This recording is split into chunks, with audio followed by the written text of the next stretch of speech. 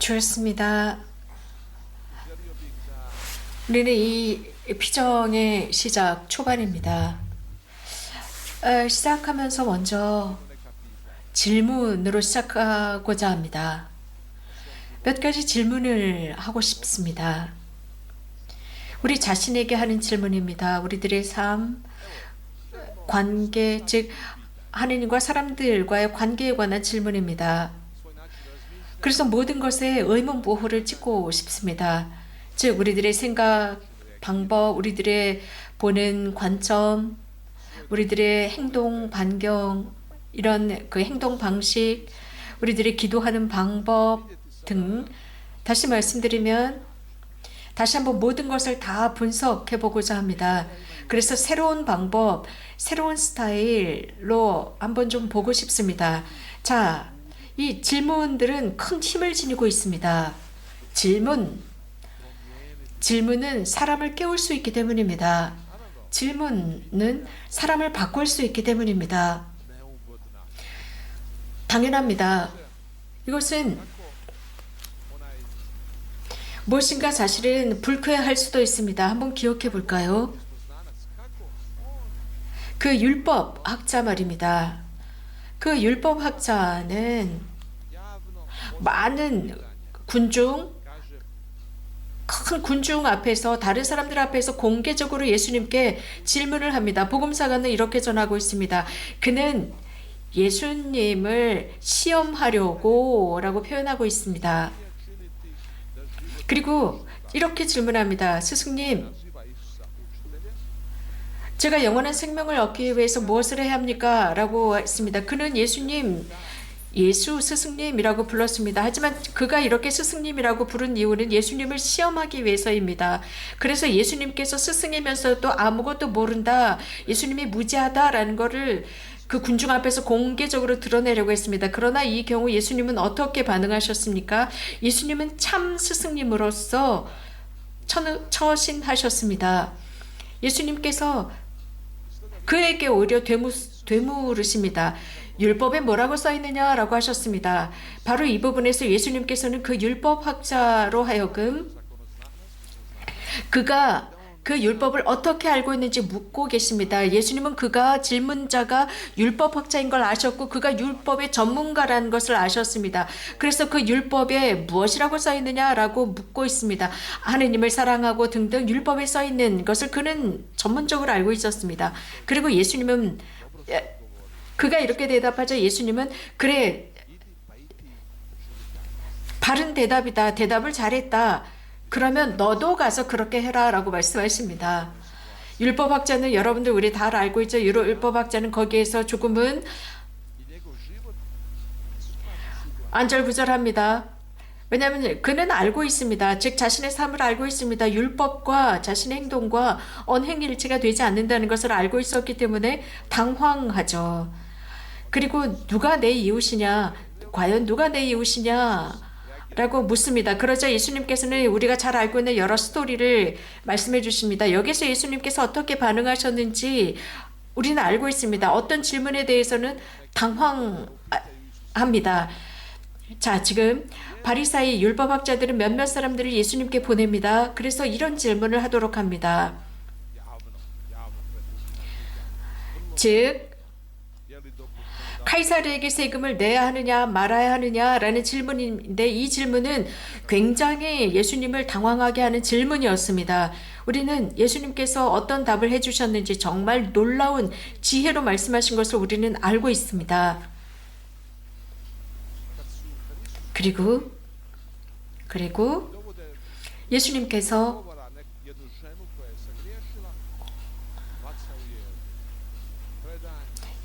말씀하고 계시는데 그때 죄를 진 여인을 예수님 앞으로 끌고 갑니다. 그리고 이 여인은 죄를 지었다. 이 여자는 불륜을 저질렀다. 라고 합니다. 모세 율법을 어겼다. 이런 사람은 돌로 쳐 죽여야 한다고 하는데 당신은 어떤 말씀을 하시겠습니까? 공개적으로 예수님께 묻습니다. 굉장히 당황스러운 상황 속에서 예수님을 아주 당황하게 합니다. 그러나 여기에서 예수님께서 어떤 처신을 하셨는지 우리는 잘 알고 있습니다. 참 스승으로서 행동하셨습니다. 그들도 예수님을 스승님이라고 불렀습니다. 스승님, 무엇을 어떻게 해? 라고 물었습니다. 예수님을 함정에 넣으려고 했습니다. 그러나 예수님께서는 당신께서 무엇인가 알고 계신다는 것을 말씀하십니다. 사실 질문이라고 하는 것은 사람을 당황하게 할 수 있습니다. 어려움에 빠뜨릴 수 있습니다. 특별히 어떤 질문을 공개적으로 할 때가 그렇겠죠. 그러나 이런 질문들은 어떤 경우는 바른 질문으로서 예를 하나 들겠습니다. 그 젊은 부자 청년, 예수님께 찾아가서 어떻게 해야 좋으신 스승님, 예수님을 좋으신 스승님이라고 부릅니다.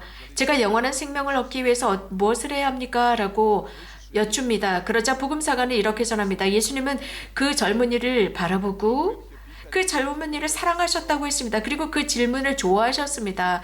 우리는 이 질문을 이렇게 번역할 수 있습니다. 무엇을 해야 합니까? 즉, 제 삶을 실현시키는데 제가 무엇을 해야 합니까? 혹은 제가 행복하게 살기 위해서 무엇을 해야 합니까?로 번역할 수 있습니다. 제 삶에 의미를 부여하기 위해서 제가 무엇을 해야 합니까? 제가 바른 삶을 살기 위해서 영원한 삶을 얻기 위해서 무엇을 해야 합니까? 라는 의미겠지요. 이 질문은 예수님께서 좋아하신 질문이셨습니다. 좋아하셨습니다. 하지만 서로 대화가 끝난 뒤에 그 결과는 조금은 다른 곳으로 흘렀습니다. 사랑하는 친구 여러분, 바른 질문은 우리를 깨울 수 있습니다. 저의 경험을 들려드리겠습니다. 그래서 어떤 질문들은 제 자신을 깨웠습니다. 또 어떤 질문들은 저를 도와주었습니다. 어떤 질문들, 의문들 말입니다. 어느 날인가 제가 어떤 사람을 만났는데 그분이 제게 물었습니다. 신부님, 마지막으로 바른산에 올라간 게 언제였습니까? 라고 물었습니다. 그래서 저는 대답을 하려고 했죠. 즉, 합리화를 시키려고 피정이 있을 때 올라갑니다. 혹은 다른 사람들과 함께 이런 피정이 있을 때 올라갑니다. 등등 이런 식으로 대답을 얼버무렸습니다. 즉 피정을 할 때 혹은 세미나를 할 때 올라갑니다. 그랬더니 그분이 아니요 그거 말고요. 혼자 개인적으로 신부님께서 마지막으로 올라가신 게 언제였습니까? 개인적으로 혼자 간 게 언제였어요? 라고 물었습니다. 그 발연선에 개인적으로 언제 가셨습니까? 이 질문 앞에서 저는 정말 주춤거릴 수가 없었습니다. 솔직해져야 했습니다. 솔직해지거나 속이거나 둘 중에 하나였습니다. 저는 이렇게 말씀을 드렸죠. 약 2달 전에 저는 개인적으로 혼자 발연산에 올라갔지요 라고 했습니다. 자, 그분의 그 질문은 저를 도와주었습니다. 즉 이해하도록 도와주었습니다. 깨닫도록 했습니다. 제가 발연 언덕에 가지 않고 있었다는 것을 깨닫게 했습니다. 이 질문은 저에게 영감을 주었습니다. 그래서 그날 저녁, 그 당일 저녁 저는 발연산에 올라갔습니다. 이것이 저에게 특별한 경험으로 남았습니다. 곧 발연 언덕의 중요성을 깨닫도록 했습니다. 그 은총의 장소의 중요성을 깨닫도록 한 질문이었습니다. 이렇게 질문이 우리를 깨울 수 있다는 것입니다. 또 어느 날인가 어떤 사람들 본당 신자들 3분을 만났습니다. 인사를 했죠. 안녕하세요. 어떻게 지내십니까? 라고 했습니다. 그러자 그 중에 한 분이 아이고 신부님 이렇게 저희를 만나서 이렇게 저희가 어떻게 지내는지 인사를 하시다니요. 이렇게 말을 건네주시는 서 고맙습니다. 우리가 얼마나 어렵게 사는지 신부님 아십니까? 라고 했습니다. 사실 저는 이렇게 이야기를 했죠. 제가 모든 걸 다 알 수는 없죠. 저는 많은 여러 가지 해야 할 일들이 잔뜩 쌓여있기 때문에 이 사람 저 사람이 어떻게 지내고 있는지 제가 잘 모릅니다. 그렇습니다. 저는 이런 식으로 합리화를 하려고 했습니다. 하지만 제가 깨달은 게 있었죠. 저도 잘못된 것으로 가고 있었습니다. 제 자신을 거기에서 방어하고 싶었습니다. 지키고 싶었습니다. 물론 본당사제로서 많은 해야 할 일이 있었지만 또 한편으로는 그 질문은 맞는 질문이었습니다. 좋은 질문이었습니다. 의미가 있는 질문이었습니다. 사람들, 내 주변에 살고 있는 사람들이 어떻게 지내는지 묻는 것, 저는 제 자신에게 자문해 보았습니다. 즉, 이 사람들은 어떤 문제를 지니고 살아가는 것일까? 어떻게 살고 있을까? 또 어떤 문제가 있고 어떤 다툼이 있는 것일까? 그러면서 저는 다른 방법으로 제 주변에 있는 사람들을 바라보게 되었습니다. 이렇게 하나의 질문이 저를 깨웠습니다. 눈을 뜨게 했습니다. 다른 사고방식을 지닐 수 있게 했습니다. 또 어떤 본당 신자 자매님의 경험인데 굉장히 흥미롭습니다. 한 사람을 깨운 그런 경험 스토리인데, 그분은 펜션을 운영하는 분이세요. 숙소를 운영하시는 분인데 부부가 찾아왔다고 합니다. 저녁 공동 전례 일정을 시작하기 전이었는데 이 자매의 말이 그 부부가 서로 말다툼을 하고 있는 것 같더랍니다. 그리고 나서 부인은 숙소를 떠났고, 즉 미사에 참여하러, 저녁 미사에 참여하러 갔고, 남편은 집에 남아 있었다고 합니다. 그래서 그 자매가 그 형제 가까이 가서 왜 부인과 함께, 즉 자매님과 함께 성당 저녁 일정에 참여하지 않으세요? 라고 물었답니다. 그러니까 그 형제가 제게는 필요 없으니까요, 굉장히 아주 냉랭하게 이렇게 대답을 하더랍니다. 저에게는 필요 없어요 라고 했답니다. 그래서 이 자매는 조금은 그 형제의 말을 들으면서 짜증이 났대요. 그래서 물었답니다. 그런데 왜 메주거리에 오셨어요? 그러니까 우리 집사람이 자꾸 메주거리에 가자고 해서 할 수 없이 왔습니다. 할 수 없이 그 청을 들어주기 위해서 메주거리에 왔습니다 라고 하더랍니다. 아주 정말 무관심하게 내뱉는 말투였다고 합니다. 그 말을 들으면서 마음 안에서 더 화가 났다고 해요. 그 숙소 주인이요. 그래서 물었답니다. 그러면은 마지막으로 고해성사를 받은 게 언제예요? 라고 했더니 35년 전입니다. 우리가 혼배성사를 할 때입니다. 라고 그 형제가 대답을 했다죠. 그래서 물었답니다. 왜 그렇게 오랫동안 고해성사를 받지 않으셨나요? 고해성사 저에게 필요 없습니다. 라고 그 형제가 아주 무관심하게 냉랭하게 대답을 했답니다. 고해성사 저에게 필요 없어요. 라고 했답니다. 그러니까 숙소 주인이 진짜 화가 났었대요. 진짜 그 말을 듣고 화가 나서 이런 말을 했답니다. 아주 조그마한 목소리로, 형제님 샤워는 하시나요? 그러니까 그 형제가 샤워를 하냐고요? 저는 가끔씩은, 매일 하지만 가끔씩은 하루에 2번도 합니다. 라고 했대요. 그러니까 이렇게 샤워를 하시는데 왜 샤워를 하세요? 그러니까 그 형제가 냄새가 나지 않고 깨끗하게 청결을 유지하기 위해서죠. 다른 사람들에게 나쁜 냄새를 풍기지 않기 위해서죠. 라고 대답을 했답니다. 그래서 그 숙소 여주인은 조그만 목소리로 이런 말을 했대요. 형제님, 영혼도 정화가 필요합니다. 영혼도 샤워를 해야 돼요. 지금 형제님의 영혼이 하느님 앞에서 얼마나 고약한 냄새를 풍기는지 아세요? 라고 했답니다. 그 형제는 말을 잃었대요. 말을 잃고 침묵 중에 그 자매를 쳐다보면서 대답을 하지 않고 일어나서 숙소를 나갔답니다. 그러자 이 숙소 여주인은 아이고 하느님, 내가 혹시 잘못한 것은 아닐까? 저분에게 상처를 입힌 것은 아닐까? 분명히 상처를 입힌 거야 라고 염려를 했다죠. 그런데 3시간 뒤에 그 형제가 숙소로 돌아왔습니다. 그런데 돌아왔는데 이제 저 사람이 나에게 뭐라고 할까? 지금 상처를 받았을 텐데 나한테 뭐라고 할까? 걱정하고 있었는데 그 형제가 기뻐하면서 찾아와서 자기를, 그 숙소 여주인을 포옹하면서 고맙습니다. 저는 35년 만에 처음으로 고해성사를 받았습니다. 라고 했다고 하죠. 고맙습니다 자매님이라고 했답니다. 이 본당 신자 이 자매는 이렇게 말을 했습니다. 큰 기쁨이 있었다는 겁니다. 자, 여기에 하나의 질문이었습니다. 한 여성의 질문이 한 사람을 깨웠습니다. 그 사람을 깨웠습니다. 완벽하게 깨운 것입니다. 그의 무관심을 깨운 것입니다. 그의 무관심을 흔들었습니다. 이런 식으로 그는 눈을 떴습니다. 그 질문에 눈을 뜨고 고해성사를 받으러 갈 수 있는 격려를 받았습니다. 사랑하는 친구 여러분, 우리도 어떤 특정한 질문들을 할 수 있습니다. 곧 어떤 성서를 통해서 우리는 그런 질문을 들을 수 있습니다. 첫 번째 질문은 아담입니다. 아담아 어디 있느냐? 라는 질문입니다. 아담아 어디 있느냐? 라는 질문은 어디 있느냐? 우리에게 하는 질문입니다. 어디 있느냐? 어디에 있느냐? 주님으로부터 멀리 있느냐? 가까이 있느냐?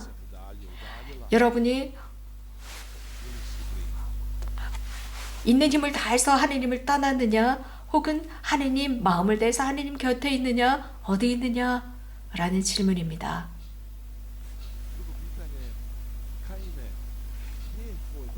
또 다른 질문은 카인아, 내 동생 아벨은 어디 있느냐?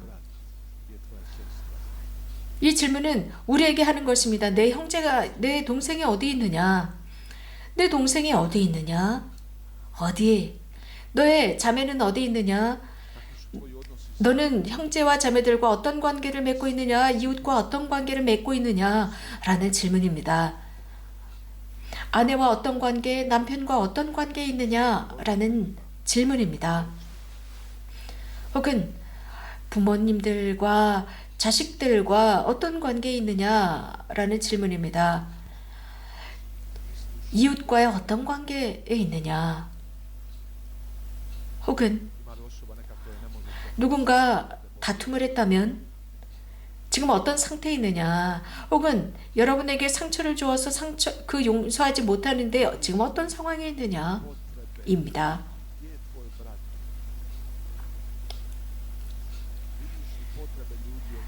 다른 사람들의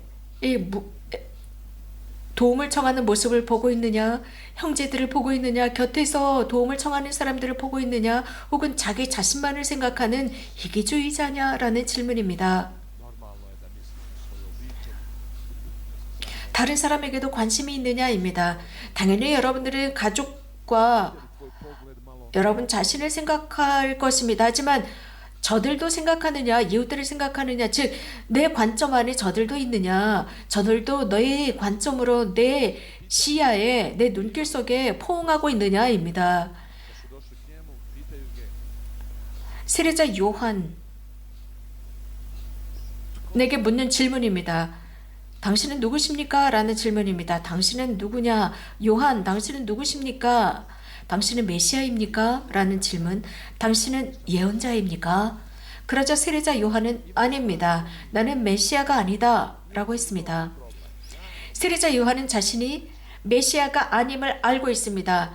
즉 내가 메시아가 아니다 라는 것은 문제가 되지 않습니다. 예언자가 아니다, 엘리야가 아니다 라는 것은 문제가 되지 않습니다. 하지만 세례자 요한은 자신이 누구인지를 알고 있었습니다. 나는 말씀을 위한 목소리다. 그게 바로 나다입니다. 나는 광야에서 외치는 목소리다. 자신의 본연의 모습을 알고 있습니다. 세례자 요한은 자신이 예언자가 메시아가 아니라는 것에 불쾌해하지 않습니다. 자신의 존재, 자신의 본연의 모습에 기뻐합니다. 자신의 정체성에 기뻐합니다. 자신의 사명에 기뻐합니다. 내가 바로 이런 사람이다. 여러분은 누구입니까? 여러분은 누구십니까? 여러분의 정체성은 무엇입니까? 그것이 여러분의 정체성이 돈입니까? 혹은 여러분의 미모입니까? 혹은 여러분들이 갖고 있는 비싼 자동차입니까? 좋은 집입니까? 혹은 다른 사람들이 여러분들에 대해서 생각하는 그 주장, 생각입니까? 정체성 발견하기 곧 여러분은 하느님으로부터 사랑받는 아들과 딸들이라는 것을 여러분의 정체성을 저는 발견했습니다. 이것이 바로 여러분들의 정체여야 합니다. 바로 이것이 여러분 자체여야 합니다. 예수님께서 바로 이것을 말씀하고 싶어 하십니다. 우리가 바로 하느님으로부터 사랑받는 아들과 딸들입니다. 또 질문이 있습니다. 예수님께서 그 젊은 부자 청년에게 말씀하십니다. 가서 내가 지닌 모든 것을 다 팔아서 가난한 사람들에게 주면 너는 천국에서 보물을 얻을 것이다. 너의 보물, 여러분의 보물은 어디 있습니까?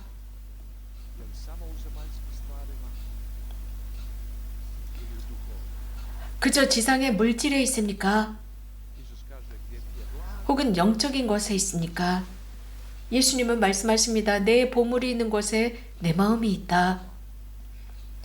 여러분들의 보물은 어디 있습니까? 그 보물이 무엇입니까? 무엇으로 되어 있는 것입니까?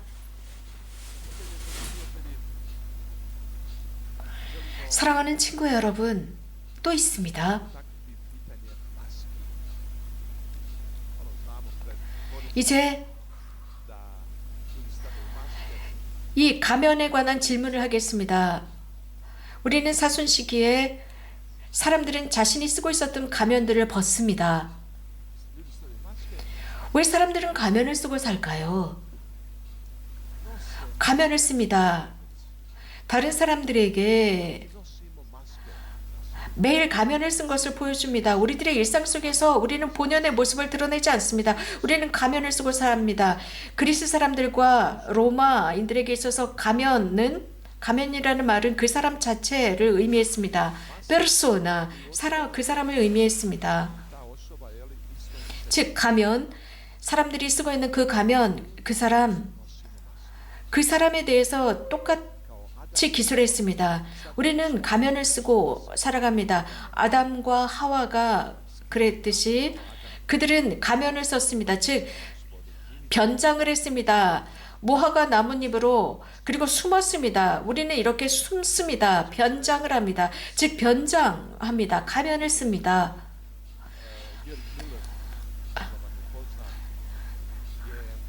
예르빌러르라고 하는 수도원인데 거기에서 피정이 생각납니다. 그 유명한 강사 신부님이신데 여러분들도 아실 것입니다. 그 협력자들과 피정을 했는데 일주일 동안 지속이 됩니다. 그 중에 한 피정 방법 중에 하나가, 즉 자신을 인식하기라는 과정에서 마스크를 씁니다. 즉 가면을 씁니다. 즉 그들은 얼굴에 석회 가면을 만듭니다. 즉 얼굴에 석회 칠을 하고, 이것이 말랐을 때 그 가면, 그 석회 가면을 떼냅니다. 그리고 그것을 바라보는 피정입니다. 그런데 어떤 거기 참가한 자매가 그 가면을 보면서, 자신의 모습을 보면서 울었습니다. 울기 시작했습니다. 왜냐하면 깨달은 게 있었습니다. 그 자신의 얼굴에 있었던 그 석고 가면을 보면서 울고 있었습니다. 왜냐하면 그 석고 가면 자신의 모습인데, 그 자신의 가면은 웃고 있었습니다. 미소를 짓고 있었습니다. 그리고 깨달았습니다. 그도 늘 미소를 짓습니다. 늘 웃는 얼굴입니다. 다른 사람들 앞에서 그는 웃고 삽니다. 늘 그렇게 웃고 삽니다. 다른 사람들 앞에서 미소 짓고 웃고 있는 모습. 그런데 실제 그는 웃는 사람이 아니었습니다. 즉 자신의 그 석고 가면, 다른 사람들 앞에서는 웃고 있는 모습입니다. 그리고 이런 말을 했습니다. 즉 그 피정 마지막 날 이 자매는 이렇게 말했습니다. 그 석고 가면 제작하고 그 과정이 자신을 도와줬답니다. 자신의 마음 속에서 어떤 과정, 자신이 누구인지 발견할 수 있었고 마음속에 있었던 모든 가면들을 제거할 수 있었다고 체험을 발표했습니다.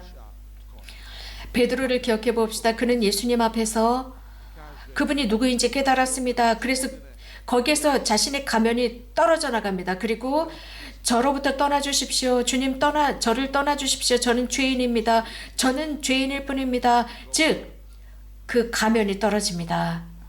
가면을 벗습니다. 주님 저는 죄인입니다 라고 하면서 가면을 벗습니다. 그러자 예수님은 베드로에게 두려워하지 마라. 네가 죄인이라고 두려워하지 마라. 이것은 나에게 문제가 되지 않는다. 괜찮다. 중요한 것은 네가 죄인이라는 것을 인식한 것이다. 그것을 깨달은 것이다. 사랑하는 친구 여러분, 우리는 이 기간 우리가 하고 싶은 것은 우리들의 가면 인식하기입니다. 우리가 숨기고 변장하고 있는 것이 무엇인지 보기입니다. 그것을 보는 것입니다. 우리 자신 보기입니다. 이 피정 기간 동안 말입니다. 그래서 우리들의 죄를 발견하는 기간입니다. 우리가 숨겨 가지고 있는 것을 발견하기입니다.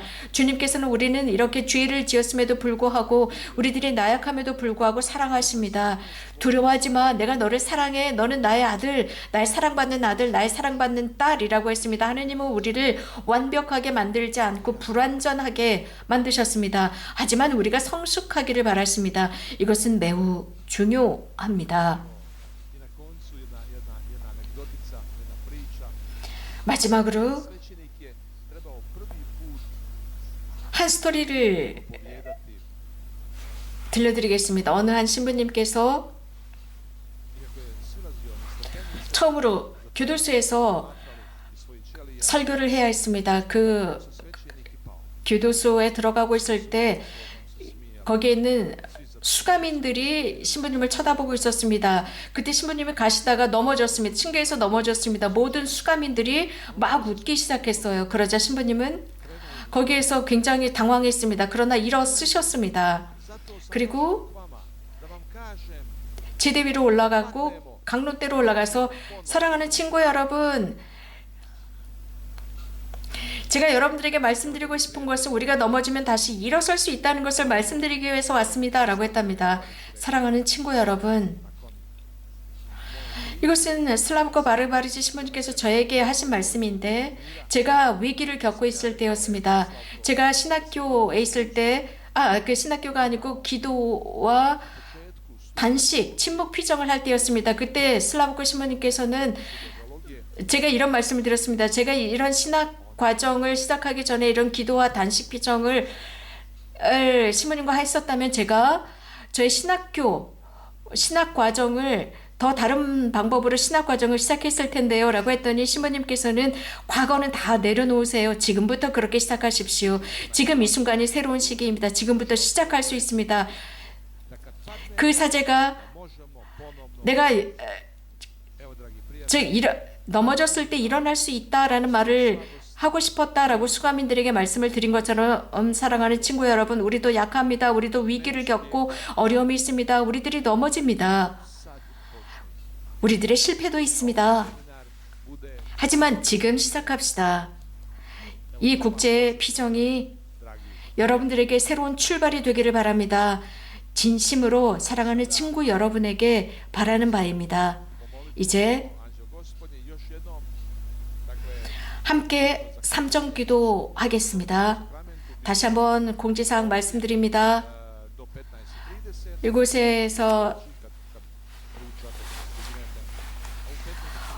오후 3시 30분까지 성체 조배가 있습니다.